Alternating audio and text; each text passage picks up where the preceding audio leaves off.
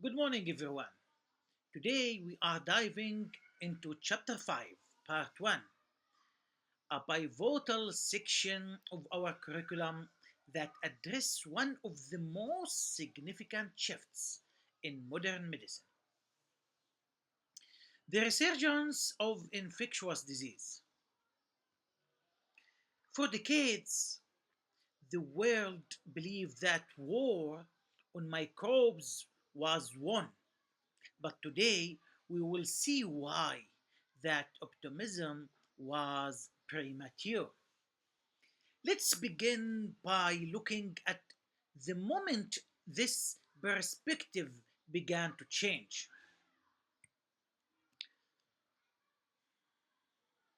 The end of the post infections era. In the mid 20th century, the advent of vaccines and antibiotics led to a sense of medical triumphalism. triumphalism. However, by the early 1980s, the emergence of AIDS proved that infectious disease were not a thing of the past. Today, we face three primary challenges. Number one, unpredictable viral mutations like influenza. Number two, the appearance of lethal new bacterial variant. And number three, the global crisis of antibiotic resistance. To understand these modern threats, we first need to establish a common scientific vocabulary. Foundational concepts and terms. There are three terms you must master of this chapter. First, retrovirus, a virus using RNA as genetic material integrating into host cell DNA like HIV, human immune deficiency virus. Second, zoonotic pool, which is the vast reservoir of diseases in animals that can jump to human. And third, there is MDR, means multi-drug resistance, and XDR, extensively drug resistant, terms used to describe bacteria that have evolved beyond our current drug capabilities.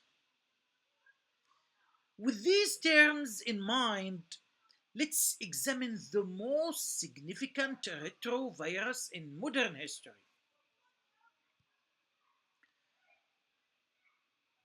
The biomedical basis of AIDS, understanding the retroviral scourge of the 21st century.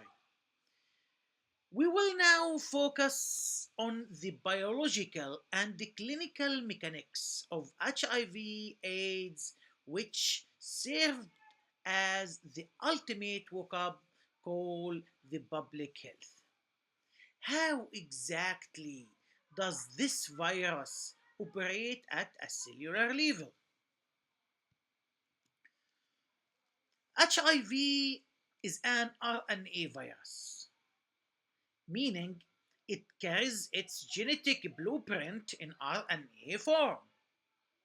Once it enters a host, it uses an enzyme called reverse transcriptase to copy that RNA into the host DNA. It specifically targets to CD4 T lymphocytes, also known as T4 cell. These cells are essentially the commanders of your immune system. By targeting them, the virus disables the body's ability to coordinate a defense. Once the virus has infiltrated the T4 cell, a deadly cycle begins. The pathogenesis of T4 cell death, destruction cycle. The tragedy of HIV, human immune deficiency virus, is that the body's attempt to fight the virus actually fuels its spread. When a T4 cell is activated to fight an infection, it advertently triggers the production of new HIV particles. This process eventually kills the T4 cells. The kills of the T4 cells occur daily to compensate. The virus eventually outpaces the production, leading to total immune collapse. This cellular battle plays out over several clinical stages. The infections, the infection follows a predictably trajectory, a short flow like primary infections, followed by long latent period that can last years. The official diagnosis of AIDS occur when T4 cell count drops below 200 per cubic millimeter, roughly 20% of a healthy person's level, or when a patient develops opportunistic infections that a healthy immune system would normally easily repel. Because the virus is often hidden during the latent stage, screening becomes our most vital tool. HIV screening, the diagnostic milestones. In 1985, we developed antibody testing which allowed us to protect the blood supply. However, we must account for the window period, the weeks post infection, where a person's is contiguous but has not yet produced detectable antibodies. More recently, virus load testing allows us to measure the actual concentration of the virus, which is the best way to determine if treatments are working. Understanding the biology is only half the battle. We must also understand how the virus moves through a population. The primary pathway of the transmission of HIV. The transmission occurs through three primary routes. First, sexual contact, contaminated needles, and mother to child transmission. So, three routes, three pathway. Number one, sexual contact, injected drugs or contaminated needles, and maternal fetal, in the other meaning, mother to child transmission. While homosexual contact was the primary driver in the early United States epidemic, heterosexual transmission is the leading cause globally and is increasingly common among women in the United States.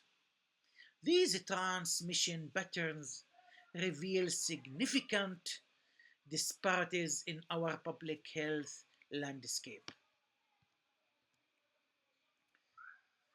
Racial and ethnic disparities in the United States. The data shows disproportionate impact on minority communities. African American make up 12% of the population but account over 40% of the new cases. These disparities are not biological, they are driven by socioeconomic access to healthcare and higher prevalence of the untreated sexual transmitted diseases in certain area. Look for the Hispanics, just 18% and more than 40%. There is different in the population, but for the new HIV cases, the same. So here is seven time for the men and 15 times for women. And for the Hispanic is three times higher.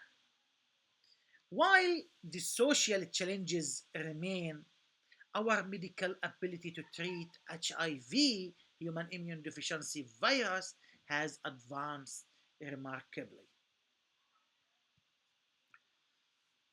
The evolution of HIV therapeutics. A treatment has moved from the early, often ineffective use AZT to the revolutionary HAART, highly active antiretroviral therapy. By using cocktail of drugs, we attack the virus at multiple points in its life cycle, making it much harder for it to mutate into a resistant form. However, highly active antiretroviral therapy, the HAART, is not a cure. It's not a cure, and it comes with its own set of burdens.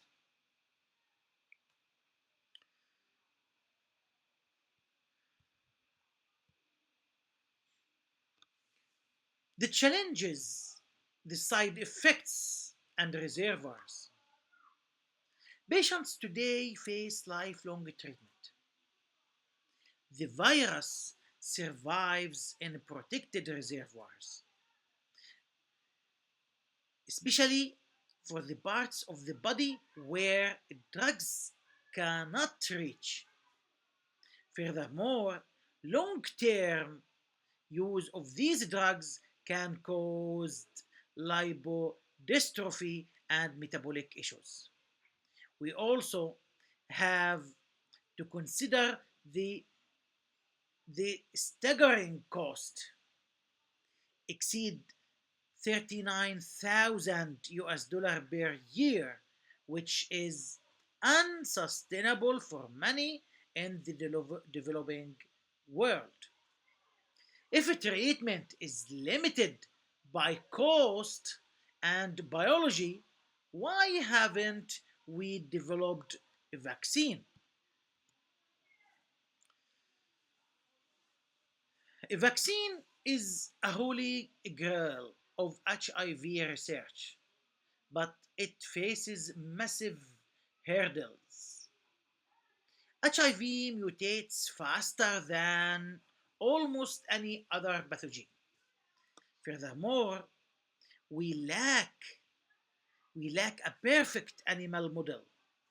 What works in a lab monkey doesn't always translate to human.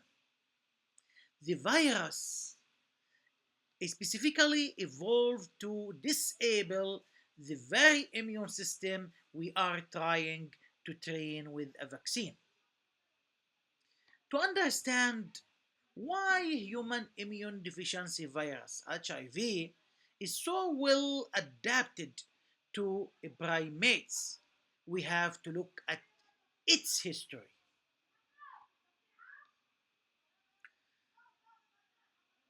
The cross-species origins of HIV.